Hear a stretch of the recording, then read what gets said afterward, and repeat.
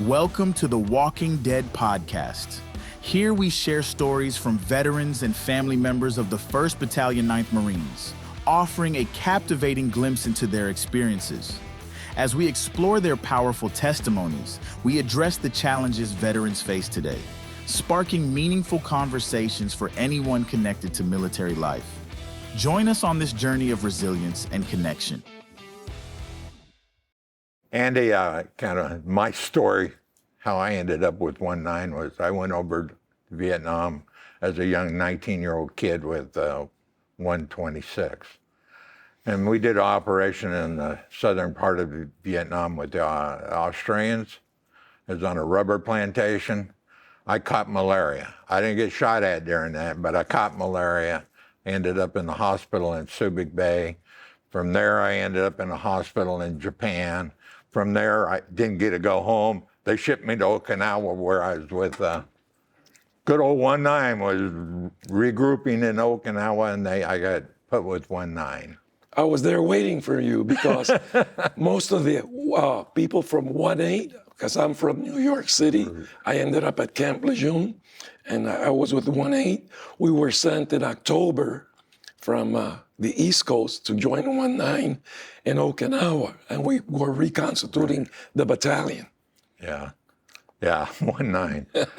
And I'd heard rumors about 1-9 oil casualties they'd taken when they were in Vietnam. That's why they were back in Okinawa regrouping. I said, oh, I don't need this. But away we go back to Vietnam with 1-9, and it was very interesting. We did a lot of operations, Prairie, different operations. I got wounded in an operation where we hit a bunker complex where they were dug in, and an RPG hit a tank. I was behind a tank. That was Hickory too. The Hickory too. Right. And the shrapnel got me in the arm and neck off of that. I was there. Yeah. Anyway, the sad thing about that, you remember the corpsman? You're right. That was treating a guy behind the tank, and when the RPG hit the tank backed up over the corpsman right. and the guy he was treating, and that was terrible. That was Doc Gales. Yeah, Doc Gales. I cried for that guy. That was how awful that was. That was a terrible day. Yeah. Terrible day. One of the few times I cried when I was in the Marines, it was there. And you were there when Sergeant Singleton won the Medal of Honor? That was, March 24th. That was prior to that. And that was the day I got wounded. I got hit with a grenade and then a mortar round. I remember going flying up in the air, hitting the ground, and it was hell bent for leather because they ambushed us, but we beat them back. Well, I was a Lance Corporal at that time, and I was my corporal got killed that day. But all I can remember, I remember seeing Sergeant Singleton grab a M60 machine gun and run into the brush. And I never saw him again, and I didn't know what happened. And later on, I heard that he'd killed a lot of NVA, and he was found dead over there. But I didn't see that. I was so busy. I saw him run into and that was it. And I wondered, oh my God, what's going on? But that was a sad day for me because I lost my fire team leader. He was a corporal. His name was Tabor, and and he took a gut wound, and I was trying to patch it, and it just wasn't working, And he passed away right there on the ground right in front of me. Anyway, eventually, remember we ended up at Con Thien. Right.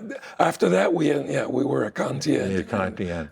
And that was a bad place. I almost felt like I could throw a baseball in North Vietnam. Well, we were sitting there sitting ducks because they were firing at us with 75 millimeter recoilless rifles. Yeah. And plus, every once in a while, we get mortared. But we had to run patrols out of there day and night as well. I thought it was a joke because McNamara was making these big fire break across there, and we were basically up there to guard the caterpillars and whatever that they were trying. And we used to sit there and laugh and say, what the heck? Who's running our government? Running that. And it was a joke. Like that fire break was going to keep the NVA from coming across and whatever. And then they were going to put these big towers out there. Right, I remember the towers. Right. And the ARVNs were going to man these towers, and we really laughed about that because I said, we used to say, that's going to last about 5 minutes and they'll be gone, and kept waiting for them to burn, you know. It was not a smart government running that operation, and we were just like cattle fodder out there, you know. Right. Anyway, probably the worst day of my life was that July 2nd. Right. Well, same here. Yeah, July 2nd. I remember that the night before July 2nd, there was a lot of like commotion out there in the field, and way out in the distance, I thought that Bravo company, or from what I had understood, that they were being probed or something like that. But where we were at, I didn't see or hear anything. Well, I don't know what you heard. On my side of the perimeter one night, they started yelling. They're inside our perimeter. And I'm looking, who's inside our perimeter? And we saw several people running, but they were in Marine Corps uniforms. And you didn't know whether to shoot or not to shoot and what was going on. So anyway, but to kind of get back to the 1-9, you know, reunions and whatever, you know, after that, I had some real hard feelings for Captain Contact. We called him Captain Slater. And I remember the first reunion I wanted to go to, when I heard about it, was in Atlantic City. And I had some issues, and I said, I'm going to punch that captain in the nose when I get to Atlantic City. And just tell him I think how he got a lot of our guys killed. And I got to Atlantic City, I saw him, I confronted him, and he had tears coming out of his eyes. And that was really traumatic to me, because I learned that he was just doing his job, and that those deaths shouldn't be on him like I was putting everything on him. See, I had a lot of respect for him because I knew that he was a good leader, and I knew that he knew his job. I had a lot of confidence. I really looked up to him. But everybody has a different view of things, you know. My respect was, I know that several of us approached him and asked him to remove our second lieutenant. Right. We had a second lieutenant that couldn't read a map, couldn't do anything. He was pretty incompetent. And we're 19-year-old kids. We knew more about what was going on than he did. And he didn't do that. So I kind of thought, well, he's not helping us. He's not really going to save us. But after meeting him in Atlantic City and seeing his reaction, I became close friends to him. And I've been to his house for dinner a couple of times when I come to California. And I've learned that he was doing his job, and he was doing it well. You know, like one big example, like July 2nd, when we were headed out to help Bravo Company, Captain Slater said, we got to hurry up, we got to get there because they're getting hit. So the 3rd platoon under this lieutenant that you just talked about gave my squad the lead. So we were going as fast as we could, almost at a run. And one of my Marines hit a mine. It was a Claymore mine, and it blew up. I remember and it wounded him and a couple of other Marines. And that lieutenant came up, and he lost his composure. He started to yell and scream, and then Slater came and ordered him to take the wounded and the platoon up to a hill a ways back to set up an LZ to medevac people.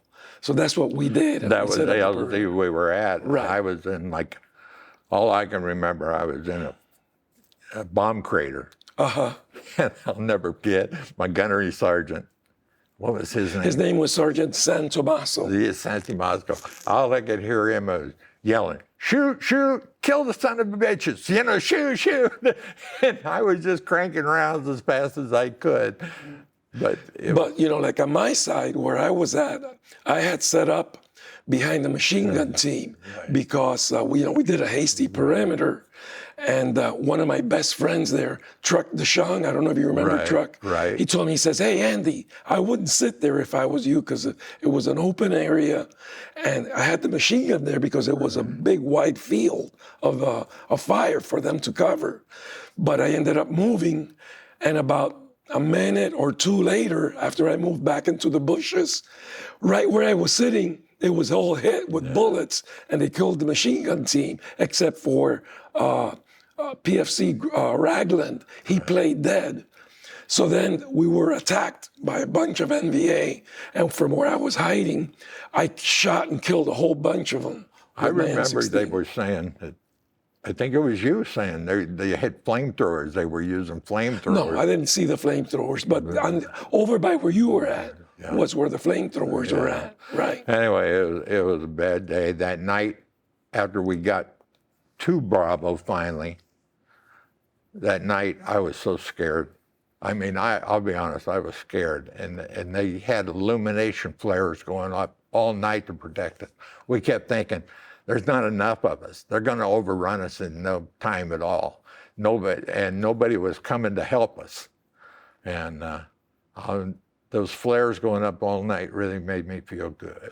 Oh yeah, the flares do help. But you know, that day when we were getting shot at by these guys overrun, I was able to pick them off from the back to the front. Right. And they didn't know as they were crawling up that they were losing the guys behind them. Right. And then the last guy that was in the front, because I shot his partner, he was so close to me that I heard the groan when I shot him. And then he gets up with an RPG-7 to shoot towards where Slater was at with the rest of the company. Okay. And I shot him, and he went down. The RPG went down and hit the ground like that. And that was it for him. And there was a sniper out there somewhere that was hitting us. And he almost got me 3 times, but he missed me. And he got a forward observer behind me, and he shot that guy 2 or 3 times. But you know that guy lived. He ended up getting back to Con Thien. Yeah, I remember that the next morning when I saw the first people from 2-9 came to reinforce us. It was like, oh my, thank goodness, you know. Yeah, it was 2-9 and 3-3, I think. They showed up to help us out. Because I didn't think we were going to make it through the night. Right. But we did. Right. And then for my career, I ended up shortly after that, well, you were there when they put the 2 platoons together, Alpha. Right, that was July 6th. Companies together, Alpha. Right. Bravo. And the couple days later, we got our revenge. Right. Remember, we got into this NBA complex. Right. That they had abandoned. Right. And we were in there, and didn't we have some recon guys out? Right. Well, the mission was like this. Right. We were under 2-9. Right. And the colonel there told Slater, you guys are going out there to cover a recon mission, that they wanted us to scout out the river, the DMZ. And our mission was to be their fire base. And some of the guys got scared, and they were sort of rebelling. We didn't want to go. Nobody wanted to go, but we had to go because we're Marines, right? So I told the guys, I said, I'm going out there. Yeah. Are you guys going with me? And they kept their mouths shut. Because Sergeant Hensley, who was the platoon sergeant, he became the platoon leader, and he made me the platoon sergeant. So we went and we got all our gear. I told them, just take 1 meal. That's all you're going to need, and all the ammo you can carry. And we're heading out. And we went out there and we set up in this perimeter. And these were bunkers already all dug up and camouflaged by the NVA. Thank you, NVA. Yeah. And I remember they set all this up. This was great. Better than my it was foxhole. Great. and then Captain Slater did positioned artillery range fire, pre-directed plotted artillery missions. Right. So we were all set up, and we had the 360 with us and Charlie Company tied up. Right. And we were supposed to leave at 1700. We got out of there. And we were going to try to get out of there, but the NVA was coming. Yeah. thousands of them. I don't know how many. Too many to count. I remember Slater going around and said, "Get ready, they're coming." They're coming. Going, oh shit! So, but they didn't know we were there. That's the thing. So as they were coming, they were like ring around the rosy. We could see them, because they thought that they were just going to come into our positions, settle in. They didn't know we were there. They didn't know we were there. They were probably going to do a massive attack on the battalions because they always outnumbered us. Yeah. So if they had 2 battalions, they had to have more than 2 battalions to counteract those guys. And then we started to get the fire missions in, and as they ran towards us, we started to just wipe these guys out with machine guns and everything we had going. I remember when it quieted down, Slater says, "We're out of here," and we all laughed. And then that morning, there was a hole right tight into my platoon. Right. The NVA got close to those guys and they were throwing grenades, and one of the guys threw out the last grenade. And it blew his hand off. Yeah. And we thought that they got killed. Yeah. But it was dark by then. I don't think we lost anybody that night. We didn't. Nobody died. I did. Well, yeah, but we thought that they were dead. Yeah. And then just before dawn, when Slater says, "We're getting out of here," I could vaguely see them, and they were alive. Yeah. So we get them up, and everybody started to move out, and we got the hell out of there. And just as we cleared the area, the enemy bombarded the area we were at. Yeah. And they knew where it was because it was their position. I remember it was like, we're out of here, and then we moved so quick. It was unbelievable getting back to Con Thien. But that's kind of was the end of my time with 1-9. After that, we went to Camp Carroll. Right, Camp and Carroll. I thought I'd died and gone to heaven when I was at Camp Carroll because it wasn't like Con Thien, that's for sure. Anyway, and then I rotated back to the United States. Okay, well, see, you were lucky because I was still there until November. So Slater left, Captain Ryan came in, and he got killed at Con Thien. He took a direct hit in his command bunker. And then Captain Ratcliffe came in, and I was under Ratcliffe. But what saved us during that period of time, the monsoons came. And while we did some operations off of Highway 9, a little bit going towards Quezon, but there was too many NVA. They ambushed, I think it was 2-4. They couldn't get through because Highway 9 curves when it bends to go to Quezon. It goes straight east-west from the sea towards the west, and then it bends past Camp Carroll. And that's where they were waiting to ambush 2-4 in their convoy. So 1-9 had to go help them out, and we bombarded those hills with artillery. And then we got up there, but the NVA pulled back, and all we found were dead bodies. And then after that, the rains came, and we ended up back in Con Thien, and it was so muddy that nobody could operate us or the NVA until I rotated out. And but I mean, I was shattered mentally after that because of all this PTSD and all of this killing, and I just couldn't take it anymore. My problem was I ended up in Lejeune, went on a Carib cruise, and re-enlisted. And I got sent back to Vietnam. Oh, you did? Yeah, but I wasn't. I was headed up. I ended up with 3rd Marine Division headquarters. Okay, so that was a good job. It was great. I thought I'd died and gone to heaven when they said, "You're assigned 3rd." And I says, "What do they want a grunt at 3rd Marine headquarters for?" And they just I was an errand boy, and I was loving it. So my second tour was not bad compared to the 1-9, but I always had respect for 1-9. If anybody says what unit I was with, it was 1-9 because that's where I lost some blood. Yeah, well, that left me really traumatized. They wanted me to re-enlist when I went to the 2nd Recon Battalion at Camp Lejeune, but I didn't want any more. So then they sent me to California, and I ended up staying here. Then I applied to be a police officer, right? So then when I go to my interviews, I'm thinking, these guys are going to see that I'm a Vietnam veteran. They're going to think I'm going to want to shoot motorists when I pull them over because I was applying for the California Highway Patrol. But in reality, who was going to patrol the mean streets of Los Angeles and all these crazy people here in California, right? A Marine infantryman. Well, I did the same right? thing. So they hired me, right? When I got out, same thing. I got out of Great Lakes, Illinois.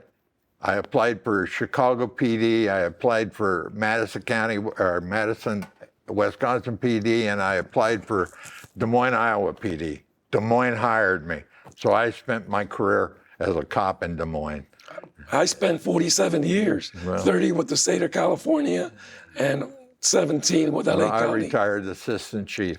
That's great. But politics drove me out, and I'm glad I'm out of it. Right. But you know, luckily for me, I learned about our association. Right. And in 1994, I came to an association meeting here and said, right here in this area. And I don't think it was this hotel, it was another hotel. That's where I saw Colonel Slater at the time. He was already retired from the Marines. He'll always be Captain Slater. Well, yeah. But I got to see all of you guys. Yeah. And that was like the most refreshing thing where to myself, I could say, I'm not crazy. I don't have to hold this in anymore because I'm with the guys that was out there doing all this suffering and struggling. Right. And it was the best actual mental therapy that I've gotten in all my life. And I've gotten very little because I just got the therapy I needed in 2021 at the VA in Long Beach. So, but it's been great to be able to go through all this process and be with you guys and the guys that were with us out there that are still alive, to be able to talk about it and share it with our younger Marines that, God forbid, they're going to have to be in some conflict someday. I wrote my story for my kids so they would know, and I wrote my story, and I gave me each a copy of my story of my time in Vietnam, because I don't think they could understand. And I looked at them as 18, 19-year-old kids. Could they have done it? No, I don't think so. But we did it. And I'll tell you, I'm proud of it. Well, with me, I always said, because, when I enlisted in 1965, we had the draft. Mm-hmm. And I thought about the Army, and I thought about the Marines, and I read an article in some newspaper or magazine that said that the Marines always had the better training. So I decided to go with the Marines, and I don't regret it because I think that my Marine Corps training is what saved me in those fights. You make me laugh because when I went in to get recruited, I was going to join the Air Force. And I walked in, and the Marine Corps guy was sitting there in the office up front, and he says, "Where you going?" I says, "Talk to the Air Force recruiter." He says, "Are you a pussy?" That was it. I was done. I was done. But hey, it was our destiny to do that and to be able to survive it and then be able to be functioning persons, raise families, have a career, and all that. Right. And here we are, thank God, and thanks to the Marine Corps, too. So they're the ones that got us here. Andy, all right, buddy. Great to see you, man. Good to see you, too, man. Glad we came home. Yes.